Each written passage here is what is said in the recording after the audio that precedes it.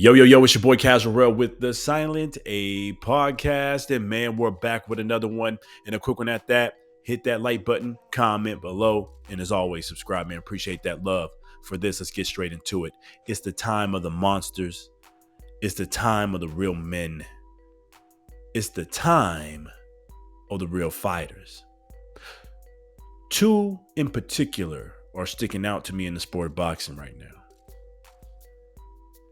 Both of these men have ties to now Canelo Alvarez in one way or another.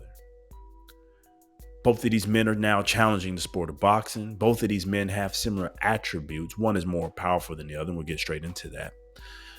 But right now, this is the time of monsters, time of new kings, time of real fighters that are challenging the sport of boxing. Who are we talking about? David Benavidez Hamzah. He's kind of been on the scene, risen, challenged, and pushing the sport of boxing, now fighting in what? The light heavyweight division. Chased down the likes of Canelo Alvarez for years, couldn't get that fight, made his own lane. But the new guy that's come up, and I'm putting these two together because A, they're tied to Canelo Alvarez, B, they got similar attributes, and we're going to tie that into some reasons these two men are now monsters and kings of the sport. But more importantly, he's bursting onto the scene with ferociousness, style. Hamzah Sheeraz, man from the UK. Time of a monster in the division that he is in 168 pounds. We saw what he did to the likes of Edgar Berlanga. July 12, 2025. Knocked out a man that has only touched the canvas, I believe, once or twice in his entire career. One of those being to the likes of Canelo Alvarez. A man that couldn't get stopped, never been stopped, and was beat down as if he was just an up-and-coming prospect. A man, by the way, that has some of the highest knockout ratio in the 168-pound division, multiple first-round knockouts. Hamzah Sheeraz rose to the occasion brilliantly, poised, calm, and delivered destruction. Time of the monsters. Why are we saying this? At the 168-pound division, I don't see anybody with the attributes of Hamzah Sheeraz. Tall, 6'4", long reach. More importantly, good management of the ring and decent power. David Benavidez Hamzah moved from 168 to 175. Tall, I believe 6'2". Long reach as well. Big for his size, but fits right in about for the light heavyweight division. Not a lot of power in my opinion, but he has a lot of stamina and throws a lot of punches and drowns men in fatigue. So on one end, we've got a monster that's got that reach, poised IQ with power. And the other one, we got that reach, tall with a hell of stamina. These two men are nightmares for both of the divisions that they're in. And more importantly, while we're seeing rise of the monsters, rise of the men, rise of these challengers, fighting men, is the fact that they will take on anybody. Anybody to put on a show and challenge the sport of boxing. Both men are tied to Canelo Alvarez potentially in the future. David Benavidez, that fight's been eluding him for years. And I understand why Canelo doesn't want to fight David Benavidez and Hamzah. There's no reason he shouldn't. He has the accolades. He's taken on some big names. He's taken on some big fighters in the meantime. He used to be a former champion at 168 pounds, but Canelo doesn't want to take that type of fight. We actually broke this down before. Canelo doesn't want to have to put himself through that type of war against a tall fighter with hell of a reach, chin, more importantly. It can take a lot of blows. You saw what David Morrell did him. You saw what Vostik did. They put hands on him, but he still walked through and delivered his punches. That is a man you're going to have to take it another level and know what's going on 12 and know that he's going to keep punching in bunches and try to drown you in fatigue and war. And that wears on men, especially men that have been fighting as long as Canelo Alvarez. I don't think he wants to get up for that kind of fight right now. He preferred to duke it out, yes, but against a tall man with reach, that's a tough ask for the shorter fighter. Yes, Canelo's been at 168 pounds, true champion, true warrior, but attributes are real.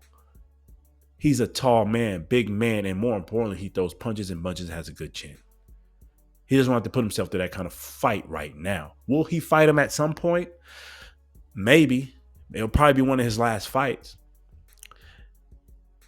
And turning the eye from that, now we're looking at Hamzah Sheeraz, 168-pound division. Turki Al-Sheikh wants to make that fight next year, 2026, for the likes of him and Canelo Alvarez, if and only if Canelo beats Terrence Bud Crawford, and Crawford stands a good chance to actually beat Canelo. If that does happen and Canelo wins and we get the Hamzah Sheeraz fight next year, I'm not sure Canelo will want to sign that fight either after seeing what happened to the likes of Edgar Berlanga. It's not necessarily the power that was delivered. Canelo has a hell of a chin. I don't ever see this man get knocked out or touching the canvas unless he keeps fighting off until the older years and then Father Time brings him down. I don't think he want to fight him right now because the same reason we just said with David Benavidez. That reach advantage, that height advantage is real. Canelo was only 5'9", 5'8". Big boy, stocky. But a tall fighter like that is tough for him to beat. Now, I believe the tallest fighter he's even fought at this point was Callum Smith, and Callum Smith is nothing like these two warriors. Shout out to Callum Smith, though. I like him as a boxer, but his body, his endurance wasn't really set for like these fighters. And Callum Smith fights at a little bit of more controlled pace, doesn't deliver his punches in a fashion that these two men do. All in all, Canelo kind of stays away from these tall fighters. Not that he hasn't fought a tall fighter, but he pretty much stays away from especially the dangerous ones, the ones with stamina and endurance.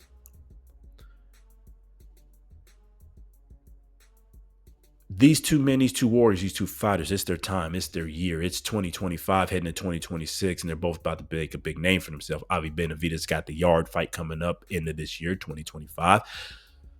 Hamzah just cleared his hurdle and probably fight one more time by the end of this year. It's time for them to grow their names in both of these divisions, 168, 175. I think they can do it and make themselves household names with or without Canelo Alvarez. I don't see too many people in the super middleweight division even giving Hamzah Sheeraz real trouble because of that height. He fit in really good. He made Edgar Berlanga look small that night, and Edgar was the natural 168 pounder. His attributes, man, it's an advantage. It's almost like Sebastian Fundora fighting in the 154-pound division. That height, man, that towering inferno, that reach, and you combine that with power. That's a tough man to beat on any given night. I can see Billy giving him troubles because of his explosiveness and power.